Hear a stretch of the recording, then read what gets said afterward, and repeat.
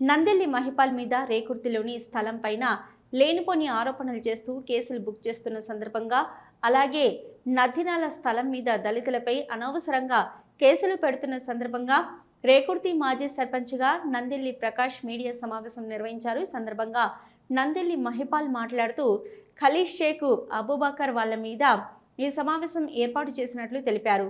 ఆయనపై తగు చర్యలు తీసుకోవాలని డిమాండ్ చేశారు.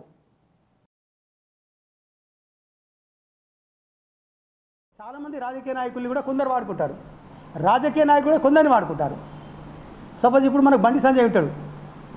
బండి సంజయ్ హిందువులు అనుకుంటా 2 సార్లు ఎంపీ గెలిచిండు. మరి ఒక్కసారన్నా కరీంనగర్లో షేఖాన్ ఫ్యామిలీ 4500 ఎకరాలు ఆక్రమించారు.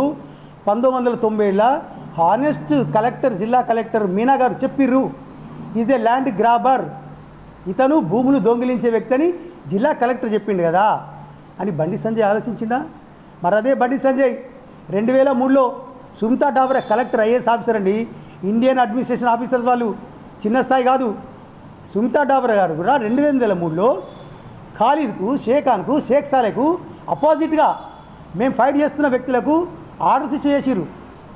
అంటే నేను అనేది ఈ ఎంపీ ఏం చేస్తుండు బండి సంజయ్, హిందువులను వాడుకుంటాను కానీ హిందువుల జాగాలను ఆక్రమించుకొని 1000 కోట్లు సంపాదిస్తున్న ఈ షేఖాన్ వాళ్ళను, ఖాలిద్ అబూబకర్ను ఎందుకు జైలుకు పంపేందుకు బండి సంజయ్ మేము అడుగుతున్నాం. అంటే హిందువుల పేరు చెప్పుకొని వాడుకోవడమే హిందువులను.